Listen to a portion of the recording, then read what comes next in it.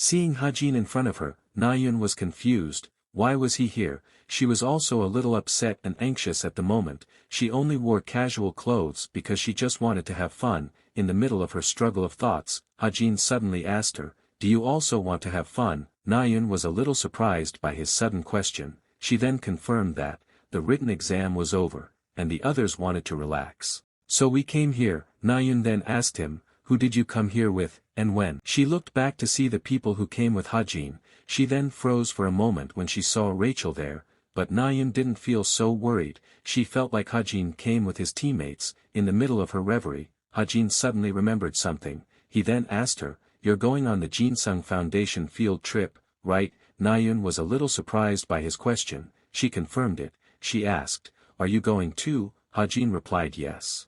"I don't have anything else to do, so I signed up for it." In the middle of their conversation, someone suddenly came out of the room next to them. The person said to Nayun that it was her turn. Hearing that, Hajin then walked away from there and said, "Let's talk again next time." Nayun understood. She then said goodbye to him. Before re-entering her room, Nayun glanced for a moment at Hajin who walked away. Just before Hajin entered the room, Hajin then heard the sound of music playing. He thought, "It's been a while since I've gone to karaoke. Back when I was in reality, I never frequented karaoke places much either." But, as Hajin was about to step in, he was then surprised when someone suddenly held him back. It was Ho-Zung, with an unbearable face. Ho-Zung called him and told him to run away from there. Hajin was then confused by that. Right after that, Ho-Zung suddenly fell unconscious. Hajin was then confused by that. He asked, "What are you suddenly talking about?" And when he observed the room, it turned out that it was not only Ho-Zung who fell unconscious, but the other members were also lying on the floor now, except for Rachel. Seeing Rachel who was holding a microphone, Hajin then remembered, realizing his existence. Rachel then turned to him. She was happy to see him back. Hajin's face immediately looked uncomfortable at this time. He just remembered that Rachel really liked to sing, and she's a terrible singer, without realizing something. Rachel then continued her singing. Her singing sounded so loud that it could even break the glass of the room where they were. Hajin was really confused about what he was thinking about to be able to design her character like this. Time passed. Hajin was now in his dormitory, looking at the item in front of him. Hajin happily thought, "My plan to place the sapling's dust into the bracelet and give it to her is perfect." But, he was confused. How do I give this to Rachel? It was a normal bracelet that he bought on the internet but had been given an enchantment effect with sapling's dust. Originally, Rachel was supposed to awaken her trait later with Suho, but if Hajin wanted to reduce the gap between this story and the original, he needed to give it to her quickly. But Hajin was still confused. Even if he somehow managed to give this bracelet to her, just wearing the bracelet wouldn't activate her trait. While Hajin was deep in thought, he was then confused and surprised when he suddenly got a message from Rachel. Seeing that, he confusedly wondered, why did she message me? Hajin then opened the message. In the message, in a somewhat hesitant tone, Rachel asked her if he could teach her a little about how she could better control magic power. Hajin was then surprised to read that. He was confused why Rachel even asked him that. Plus, he has a body that can't use mana. But, Hajin did not immediately reject her request. After thinking for a moment, Hajin felt that this was a good opportunity. After agreeing to Rachel's request, the two of them then made an appointment to meet near the men's dormitory. A few moments after Hajin waited for her arrival, he then heard the sound of someone calling him. The person was of course Rachel. Rachel was surprised to see him already there. There's still some time before they agreed to meet though. She thanked him for being willing to meet even though this was a sudden request. Hajin told her not to think about it.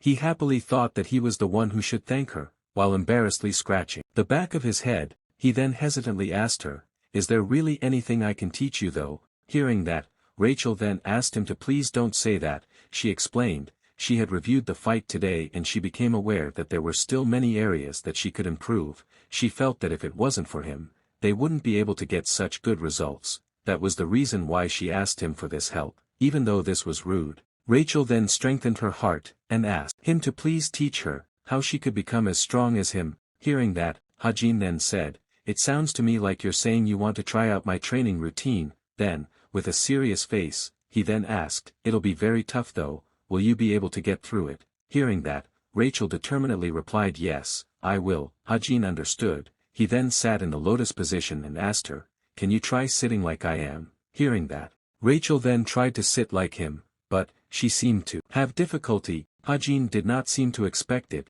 He then said to her, if it's hard for you to sit like me, then you can just sit however is comfortable. But Rachel would not give up so easily. She said that she could do it and kept trying, until finally, she gave up. She really couldn't do it. While sitting in a seiza position, Rachel then asked, is this all right? Hajin said that it was okay. He then extended his hand towards her and asked her to extend her hand to him for a moment, although Rachel felt confused, but she still agreed to his request. But she was then surprised when Hajin suddenly inserted something into her wrist. It was a bracelet that had been enhanced with sapling dust. Hajin said that it was a small present from him, it should be able to help her. Hearing that, Rachel then hesitantly asked, you're already going to be training me, is it okay for me to accept a gift? Hajin smiled at that. He said that it was just a normal bracelet, so he asked her not to worry about it. Hearing that, Rachel then thanked him. After successfully achieving one of his goals, Hajin then went to the next part. With a serious expression, he then told Rachel to straighten her body, and imagine as if someone was pulling her up slowly, starting from her cranium. Hajin also told her to breathe calmly. After that, he then told her to focus on the mana flow in her body, and direct them evenly from the tips of her hands to her toes. After doing all the things Hajin said, Rachel said that doing it felt more tiring than usual. Hajin smiled at that. He said that it meant she was doing it right. To be honest, Hajin found this meditation method on Xtube, but if it really works for her, that's what matters, right? He feels he has laid the foundation right. Ending his mind struggle, Hajin then went to the next part. He then told Rachel to try to circulate her mana starting from her left wrist. Hearing that, Rachel then asked, is it from the bracelet? Hajin confirmed it. He told her to try to imagine the energy from the bracelet spreading throughout her body. Hearing that, Rachel then closed her eyes and focused on circulating it throughout her body. She then felt a familiar sensation. It felt like she had felt it before, but now it felt much more intense, as if nature itself was speaking to her. And when Rachel opened her eyes, she was then surprised when she saw various balls of light floating around her. When she saw the balls of light more clearly, she was then surprised to find out that they were spirits. Seeing that, Hajin then congratulated her for becoming a spirit summoner. Rachel herself still couldn't wake up from her shock at this time. She was really surprised when she saw the spirits gathered in her hands at this time. Seeing her shock, Hajin then asked, have you never taken a spirit affinity test before? Rachel replied, when I was a child, I took the test, and the results were good, but I gave up because I couldn't find the right way to train with spirits. Rachel was born with the talent and soul to use spirits,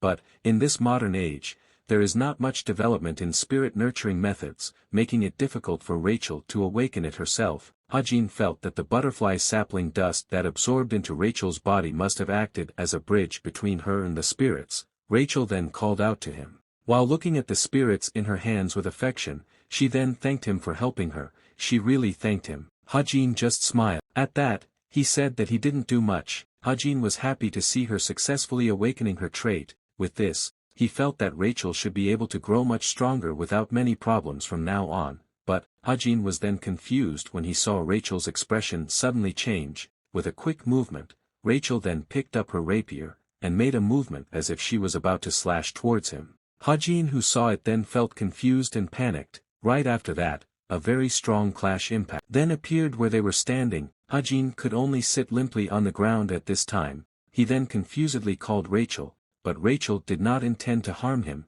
While looking in a direction, she then told him to be careful, there was someone targeting them. Hajin was then shocked to hear that. He then immediately turned his head in the direction Rachel meant. On the cliff not far from where the two of them were, a silhouette slowly appeared there. Hajin thought, there are not many people targeting me, so, their goal is not us. Instead, the person chuckled when he saw the two of them. He then said to Rachel, while you did throw an attack, seeing how you're unaware of who I am, I guess the spirits must have told you of my existence. When Rachel saw the person's face more clearly, she was then shocked. The person turned out to be Lancaster, with a condescending look directed at her. Lancaster then continued, Rachel, as usual, you still can't do anything by yourself. After saying that to Rachel, Lancaster then turned to Hajin, and told him to be better careful. The affection you show to Rachel will one day transform into a blade that turns on you. Rachel's face immediately paled when she heard that, but Hajin was not shaken after hearing his warning.